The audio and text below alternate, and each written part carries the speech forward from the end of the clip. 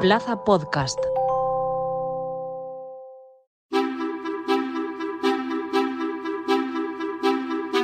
¿Qué está fallando en un sistema agroalimentario que produce el 60% más de lo necesario para alimentar a la humanidad y donde, sin embargo, pasan hambre más de 800 millones de personas?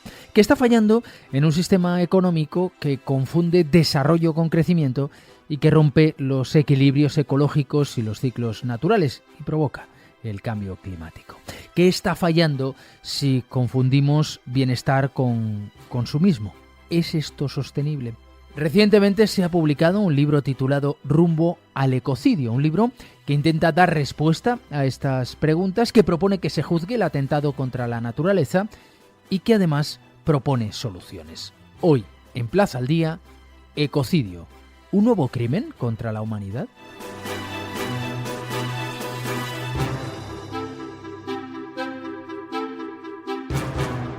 José Esquinas es doctor, ingeniero agrónomo, humanista, doctor en genética y como profesor universitario e investigador ha desarrollado durante muchos años su labor. También durante 30 años trabajó para la FAO, la Organización para la Agricultura y la Alimentación de la ONU, donde fue responsable del desarrollo de diversos acuerdos internacionales sobre biodiversidad y presidió durante una década el Comité de Ética de la FAO. Y como decimos, acaba de publicar Rumbo al ecocidio.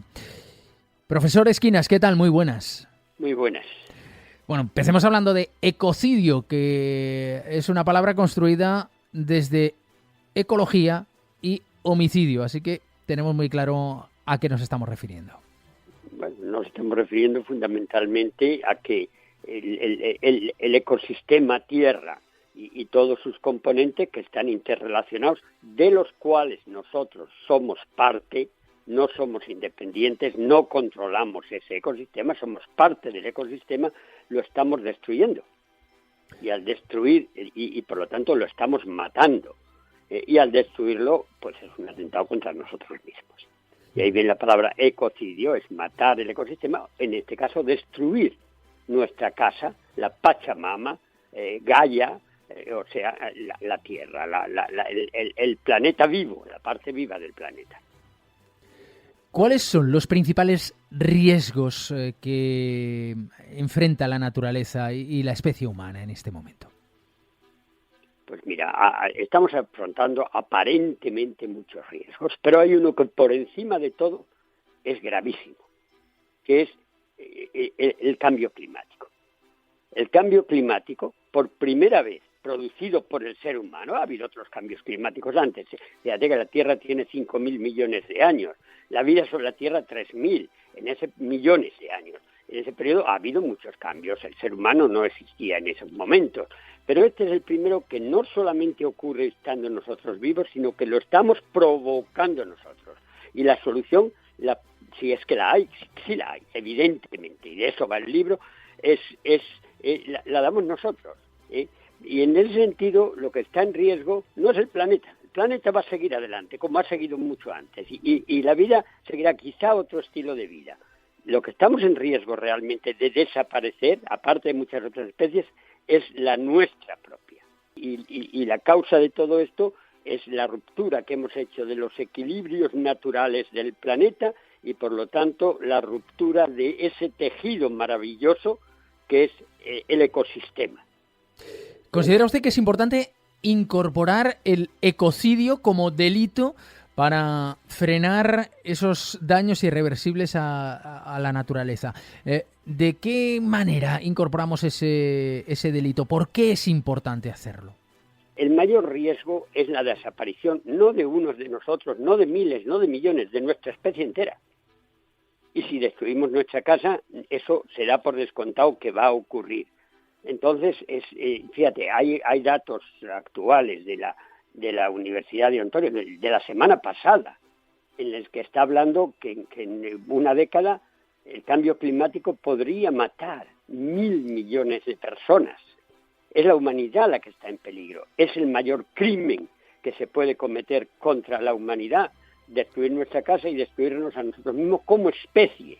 Por lo tanto, no se trata ya de asegurar un futuro mejor, es de que haya un futuro. Y eso es lo que nuestra generación tiene la responsabilidad de asegurar, porque por primera vez tenemos la capacidad de provocarlo, y lo estamos provocando, pero también tenemos la capacidad de detenerlo. Si eso no es el mayor crimen, si eso no es un crimen contra la humanidad, dime qué es. Entonces, cuando hay daños irreversibles a este ecosistema, claro que tiene que ser considerado crimen contra la humanidad y ser juzgado en el Tribunal Internacional de La Haya. Pero ¿no es este un delito, un crimen colectivo en el que estamos participando de una u otra manera casi todos? Evidentemente estamos participando todos, pero unos provocan y otros, con un lavado de cerebro o con mil cosas, entramos al juego. Quiero decir, la responsabilidad no es la misma, la de todos. Por otra parte, cuando yo hablo de crimen contra la humanidad, estoy hablando cuando los daños son irreversibles. Nosotros no tenemos a nivel individual la capacidad de provocar daños irreversibles. Es el consumismo irresponsable, sí, pero debido justamente a una serie de sistemas que nos llevan a la necesidad de consumir. Lo que yo estoy hablando pues es de casos, por ejemplo, como el Prestige, deben ser juzgados como crímenes contra la humanidad. Casos como en el caso también de España, la Manga del Mar Menor, casos como el que se dio de Nepal en la India, donde miles de millones de personas mueren y donde además la radioactividad aumenta profundamente. Es decir, claro, fíjate que cuando se habla de un crimen contra la humanidad no se trata de decir voy a vengarme castigando, no. Se trata de imponer medidas disuasorias que hagan que eso no vaya a ocurrir nunca más. Primero, serían medidas de tipo económico, como puede ser pues incentivos y desincentivos, en el que contamina paga. Pero es que eso no es suficiente, porque cuando el daño no se puede corregir nunca más y afecta a todos y afecta a la estabilidad del planeta, ahí hay que tener además una cuestión judicial, que es el ecocidio como crimen contra la humanidad. ¿Y cómo podemos cambiar ese rumbo del planeta hacia la sostenibilidad, la armonía? ¿Podemos individualmente hacer algo para cambiarlo o es impensable que lo podamos hacer si no hay una responsabilidad colectiva?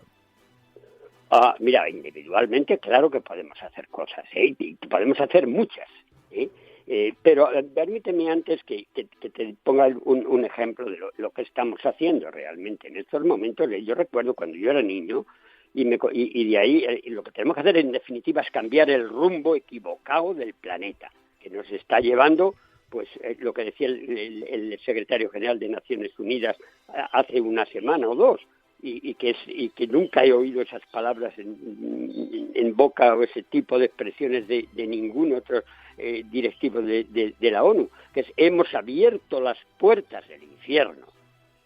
Entonces, evidentemente, si vamos en esa dirección y estamos yendo y no hay más que abrir los ojos y ver cómo se superan los récords constantemente, etcétera, pues tendremos que retomar el volante de la evolución de lo que estamos haciendo y llevarlo en otra dirección, con el fin de salvarnos. Y lo que podemos hacer, fíjate, con la capacidad científica y tecnológica que tenemos hoy, podemos transformar la Tierra en un paraíso, pero no lo estamos haciendo. Pues lo que estamos haciendo lo que hace es satisfacer el cortoplacismo y la ambición de unos pocos, en vez del bienestar de la humanidad y sobre todo de las generaciones futuras. Ahora bien, dicho eso, te decía, cuando era niño oía una especie de chiste entonces que hoy, sin embargo, tiene un sentido profundo, que es el avión que se pierde y el piloto informa a sus pasajeros, señores, nos hemos perdido, pero no se preocupen, mantenemos una velocidad excelente. Sí, mantenemos una velocidad excelente, pero ¿a dónde estamos yendo? ¿Quién está conduciendo esa nave en estos momentos? Pasajeros del planeta Tierra, nosotros estamos ahí. ¿Hacia dónde estamos yendo? ¿Quién conduce?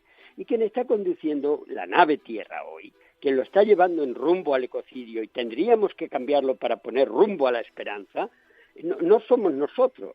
En estos momentos son los grandes poderes económicos y financieros. Es la propia tecnología, que es un instrumento y debe ser siempre un instrumento a nuestro servicio. Estamos usándolas para llevarlo en esa dirección suicida. Entonces ahí hay que retomar ese volante de la nave Tierra y ponerla al servicio de todos. Es un poco... mira, yo no creo que hay muchas crisis en estos momentos. crisis económica, ecológica, financiera, de todo tipo. No, hay una crisis de valores, hay una crisis de ética, hay una crisis de responsabilidad.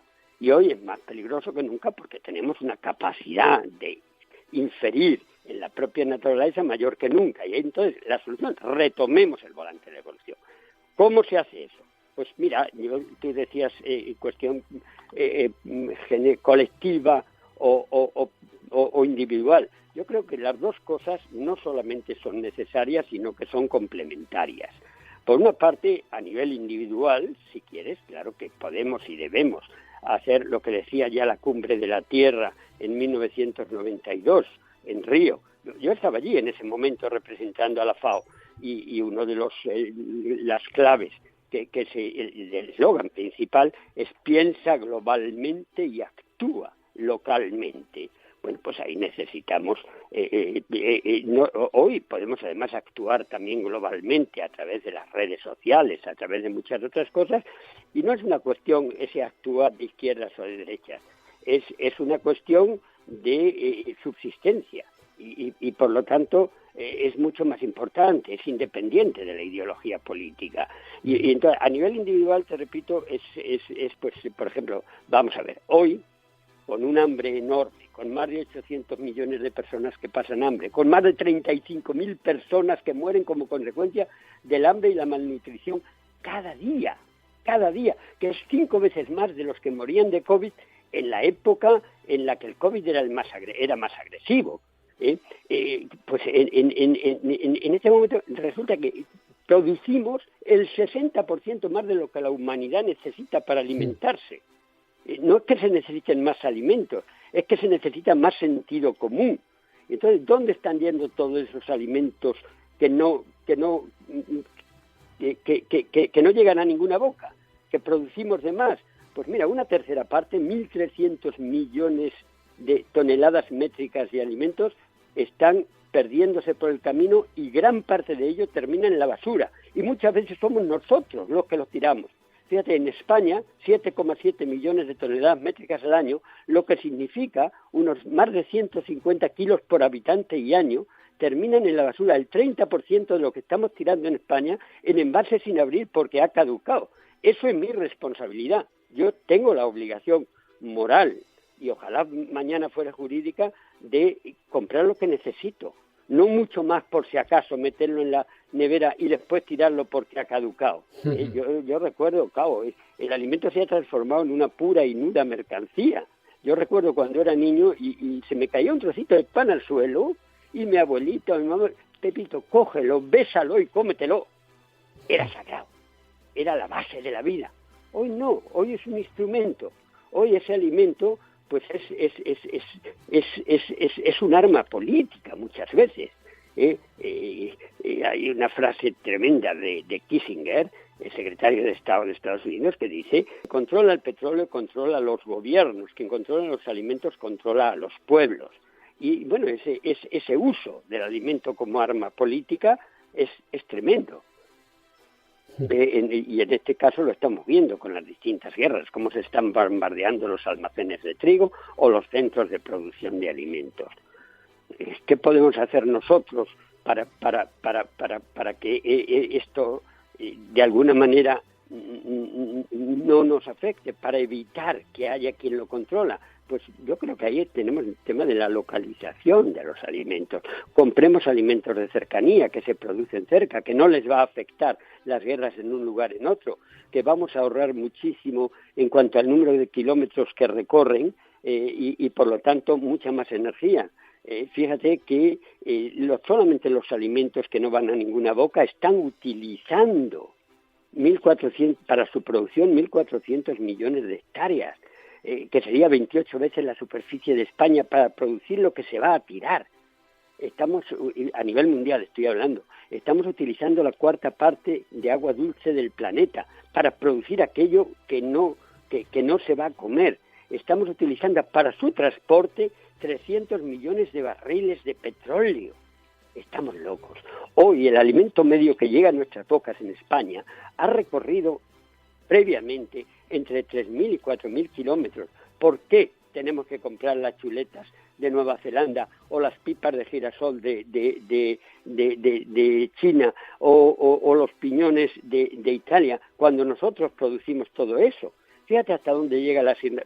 Compremos de cercanía, compremos agroecológico que hace menos daño al medio ambiente y a nuestra propia salud.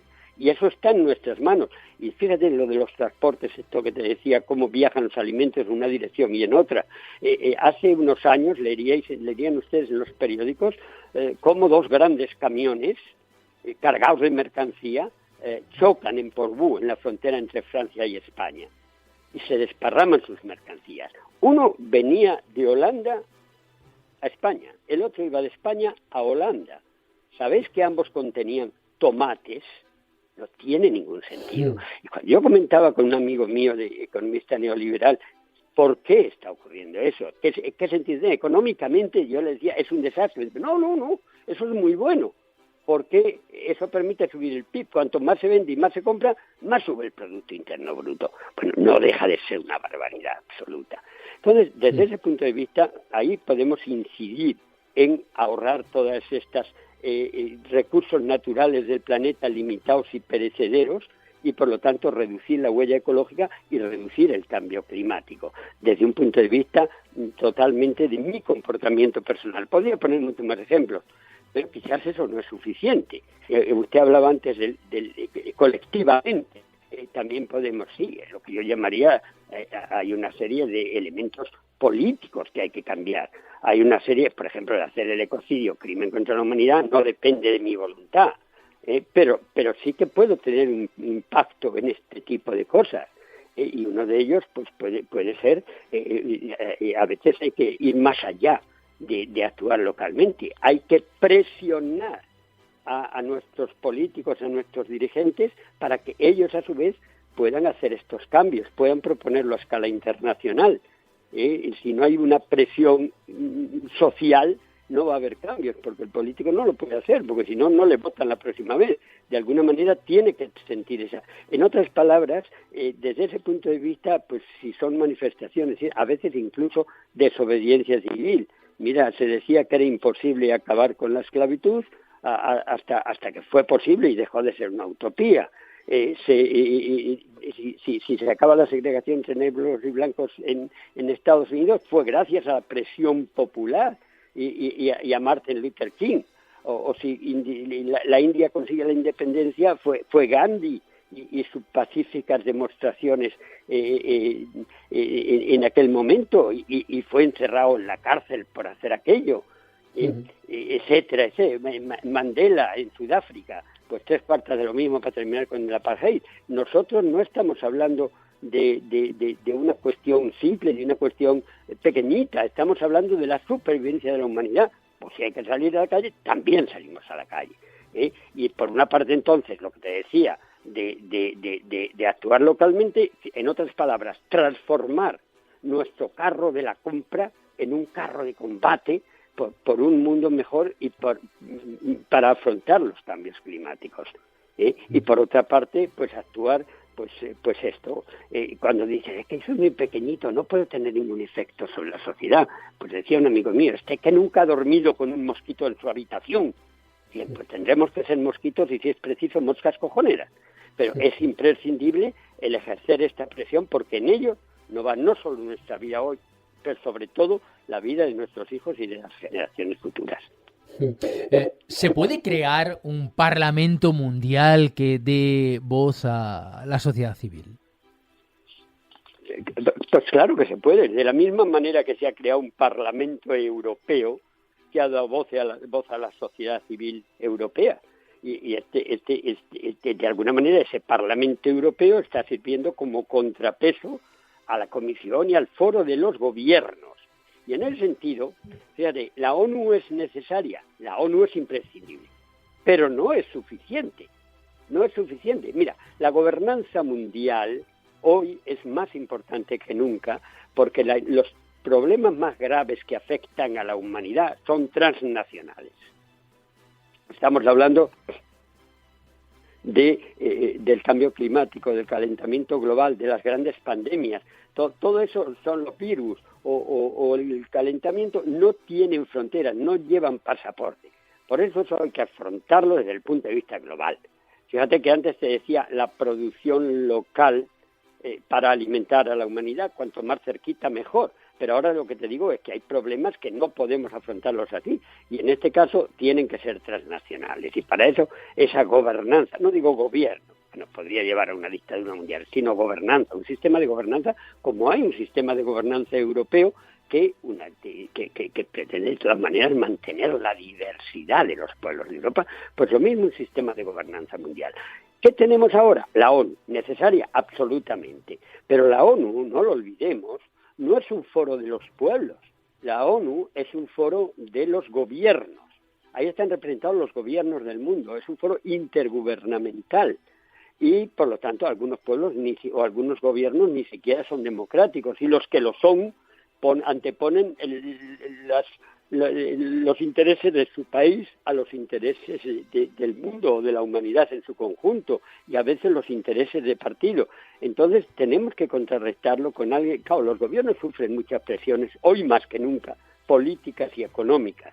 Y sin embargo la sociedad civil, nosotros los pueblos, no tenemos esas presiones. Los grandes cambios que se han hecho han sido siempre como consecuencia de iniciativas de esa sociedad civil, de esas organizaciones no gubernamentales. Yo, después de 30 años en la FAO, te puedo asegurar que los cambios que se han realizado, los acuerdos internacionales que hemos promovido desde allí, han sido posibles gracias al idealismo, entre comillas, que algunos decían utopía, de la sociedad civil.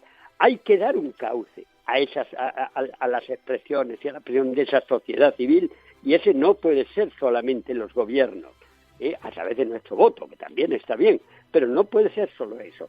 Hay que fomentar el que no solamente se oiga la voz de la sociedad civil, sino que esté institucionalizado. Y la mejor manera de institucionalizarlo es promoviendo el desarrollo de ese Parlamento Mundial que sirva de contrapeso a la propia ONU como foro de los gobiernos. Tienes el foro de los pueblos y el foro de los gobiernos que se complementan. Y esa es la idea. Hay muchos intentos en la dirección, pero todo eso tampoco se va a hacer realidad si no somos conscientes y lo exigimos desde abajo. Y esto también evitando, obviamente, el veto dentro de esa gobernanza mundial. El veto es absolutamente un desastre. Dice usted que podemos aprender de los pueblos indígenas y de su visión a largo plazo para las próximas generaciones. ¿De qué manera? Mira, yo la semana pasada estuve en una reunión en Roma, en la FAO, de pueblos indígenas. Allí había los pueblos indígenas procedentes de los 5 continentes. Había más de 200 representantes de pueblos indígenas y volví alucinando. Quiero decir, qué maravilla, qué integración en la naturaleza, qué felicidad enorme. Era gente pobre, todos eran pobres, pero eran felices. Disfrutaban de la vida, estaban integrados, no necesitaban a nadie. A ellos el que haya una guerra en Ucrania no va a afectar a su alimentación, porque son autónomos en muchas de estas cosas. Y fíjate, el mero hecho de que a pesar de todas las dificultades esos pueblos hayan llegado a nuestros días, otros muchos pueblos indígenas han desaparecido, justo porque no estaban en armonía con la naturaleza. Pero en este caso, los que han llegado a nuestros días son justamente porque han sido capaces de tener un sistema de vida que no agrede a la naturaleza y que les permite pues convivir con ella y ser conscientes de que son parte de ella. Entonces, ahí hay muchísimo que aprender. El objetivo no puede ser incrementar las ganancias, no puede ser incrementar el PIB, Producto Interno Bruto, porque eso no está midiendo la felicidad ni el bienestar, ni el progreso. Eso está midiendo el crecimiento puro y nudo crecimiento económico. Y esto no es una medida, no es la medida por la que podamos decidir que un país está más desarrollado o está menos desarrollado. Yo muchas veces pienso que muchos de estos pueblos indígenas están mucho más desarrollados que nosotros porque son más felices desde que nacen hasta que mueren. Y bueno, una de las cosas, por ejemplo, que podemos aprender es a pensar en las generaciones futuras, que son justamente las que están más en peligro ahora mismo con los cambios climáticos, las que van a sufrir las consecuencias de nuestro comportamiento irresponsable con el planeta y nuestro consumo irracional. Y sin embargo, esas generaciones futuras no tienen ningún peso, ni en nuestro sistema económico, ni en nuestro sistema político, porque no han nacido, no consumen y no votan. Entonces, yo recuerdo en otra reunión de pueblos indígenas en Cusco hace unos años, me sorprendió mucho algo en lo que no había pensado antes. Era sobre soberanía alimentaria. Y ahí también había pueblos indígenas de muchos lugares del mundo. Y cuando alguien preguntó, la pregunta fue, ¿cómo toman ustedes las decisiones? Entonces, uno de los jefes de un pueblo indígena de América Latina dijo, no, nosotros tenemos el grupo de sabios, y cuidado, la palabra sabio y la palabra anciano es la misma en muchas de estas lenguas. Nuestro grupo de sabios que toma las decisiones en función de una serie de parámetros. Por ejemplo, y entonces la primera pregunta que nos hacemos es, esta decisión que yo voy a tomar, importante en este grupo étnico, hoy, ¿cómo va a afectar a las próximas 7 generaciones? 7 generaciones. Y entonces otros africanos, nosotros decimos 10 generaciones, o los asiáticos 5 generaciones, pero todos es cómo va a afectar al futuro de la humanidad, cómo va a afectar al futuro de nuestros descendientes. Y nosotros, hoy, en época de cambios climáticos, no nos preguntamos eso, no tiene poder decisorio. Entonces, una propuesta que las propias Naciones Unidas hizo hace años y que se ha caído un poquito en el olvido, era el decir, hay que desarrollar una justicia intergeneracional, hay que desarrollar los derechos de las generaciones futuras.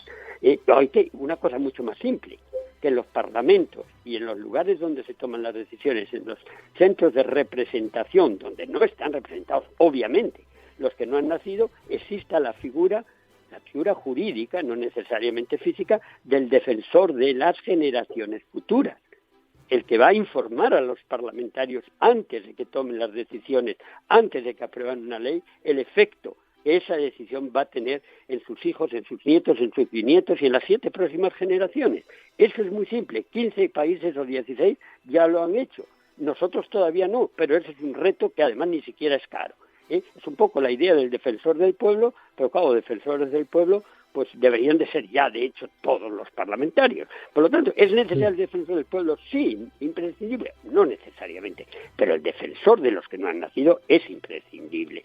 No sé, estas son un poco más de cómo podemos hacer que esas generaciones futuras tengan también, cómo puede el sistema económico por el que nos regimos, económico, político, pues los precios se basan en la oferta y la demanda. Santo y bueno, y además es muy bueno y funciona para la mayor parte de las cosas.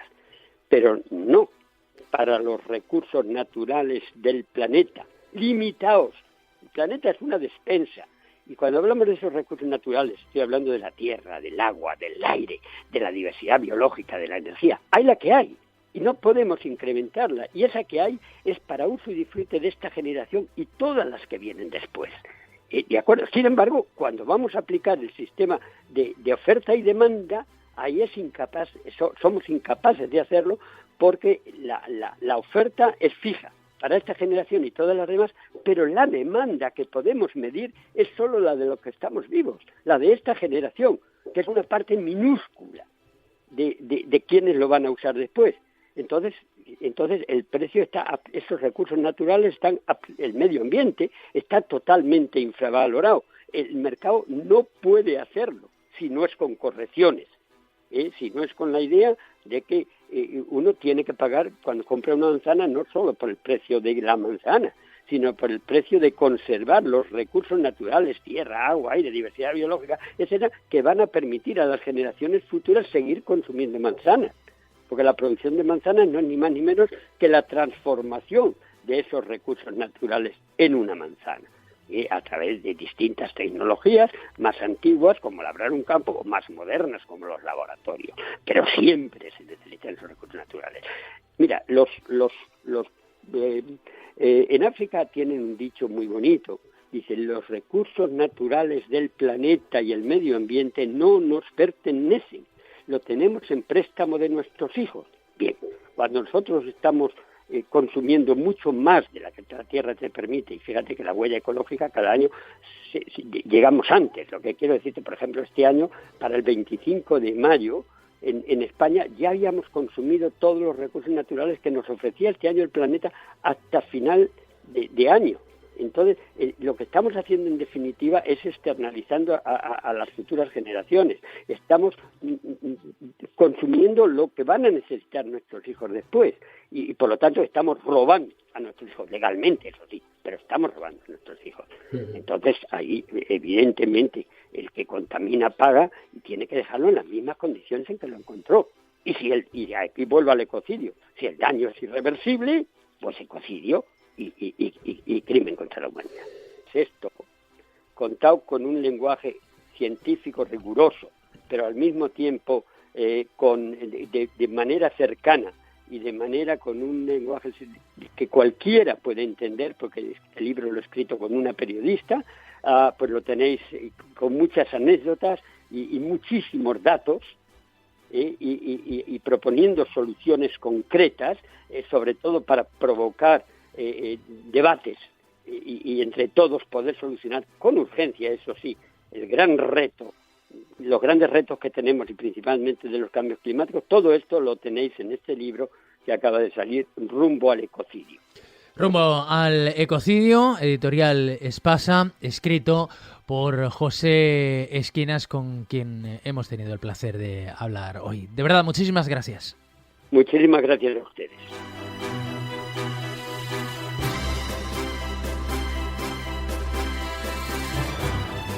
No parece sencillo que las propuestas del profesor José Esquinas se puedan llevar a cabo, pero en cualquier caso parecen coherentes y ahí quedan encima de la mesa.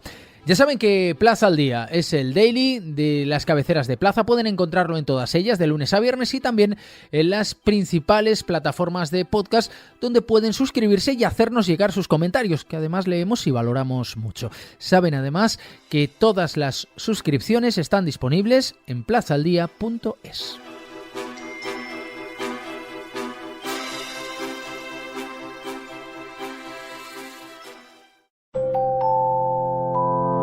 Plaza Podcast.